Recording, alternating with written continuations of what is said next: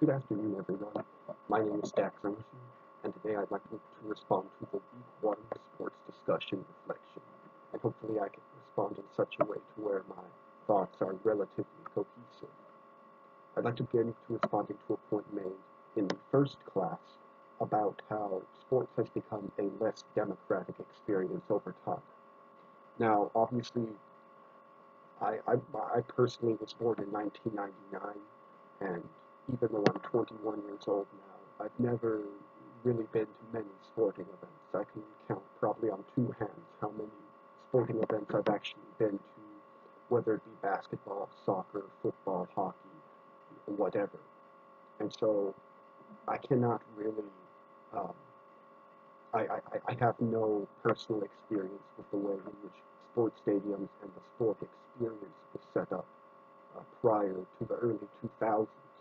That being said, going off of historical accounts of what other people have said, what Professor Rizzo has said, my parents, what have you, there's this idea that the way sports stadiums were designed and the way sort of teams try to attract audience members to come and be spectators, it's much more democratic or equal back then than it is right now. And while certainly I think it does add a sort of unique like grittiness to the idea of like experiencing sports in real time.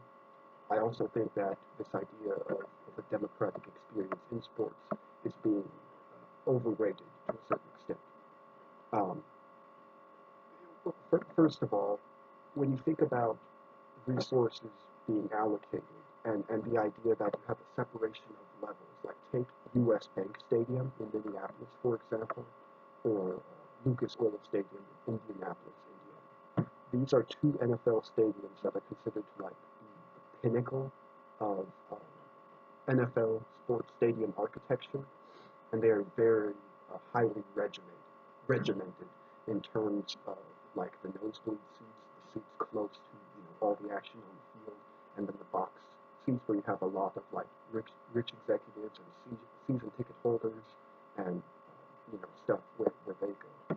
And talking about how these premium seats, these spaces that are very limited in the stadium, how they're allocated, it makes sense that some people are willing to spend more in order to have these sorts of experiences, where other people who might not subjectively value having an experience in the box seat as much, or might want again to be closer to the action, or don't mind being in a crowd with a lot of people, they're going to want to spend less money naturally, or maybe more money relatively speaking, depending on what two types of seats we're talking about, and they will get their experience as a result of that.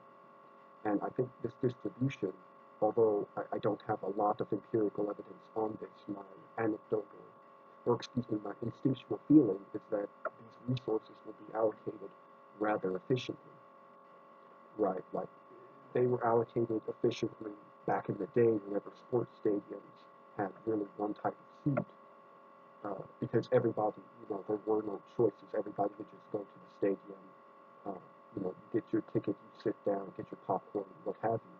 But, even in the case where stadiums are evolving and the user experience is evolving, particularly in a pre-COVID-19 time, you're just going to have people, you know, that are going to be able to get a spot and going to be willing to spend money to get a spot um, in a stadium that is either separated from or closer to where a majority of the people are in experiencing that sport. And this doesn't just go for football, or the example I used were for stadiums in football, where again the experience hierarchy is very regimented.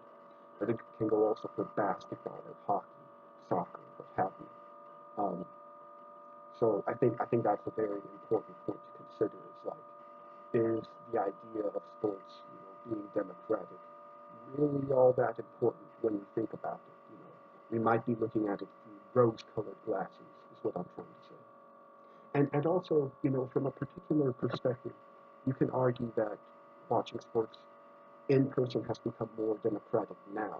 right? Because like in the 60s and 50s, there was going to be racial discrimination at most every major, excuse me, at every most major sports stadium and venue that there was in the United States.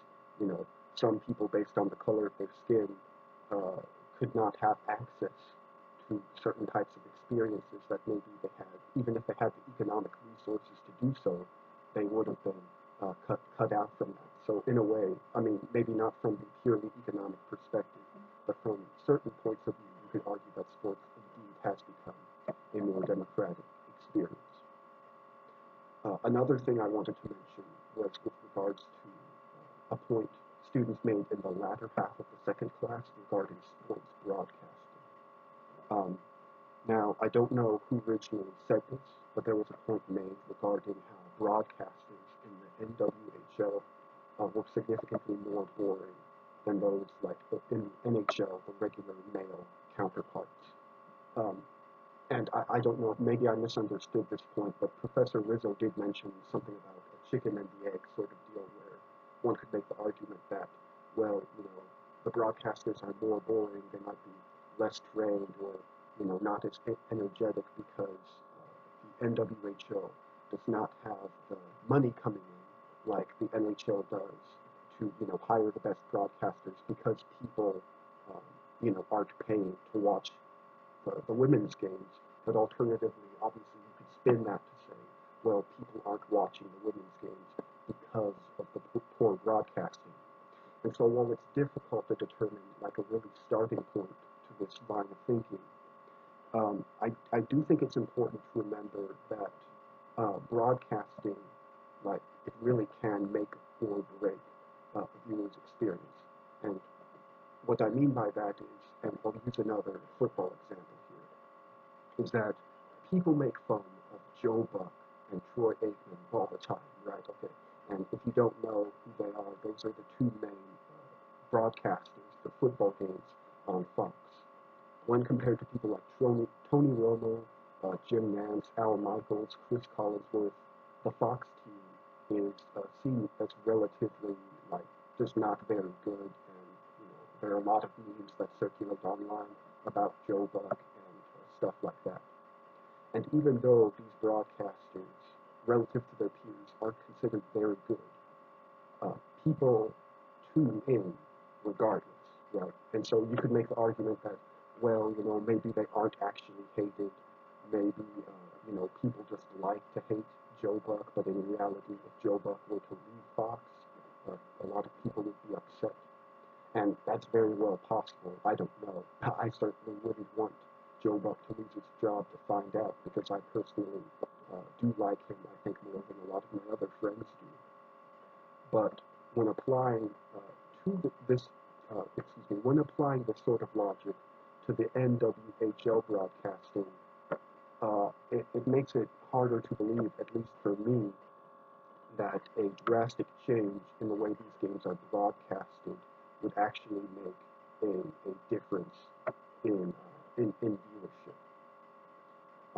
Again, like we would have to test it to find out, and we would have to like run different analyzations of like the Nielsen ratings as far as the football games go, and make sure that we get different football games at times, like comparing it between prime time versus the early afternoon slot, seeing how big games compared to games played where there are two smaller competitors.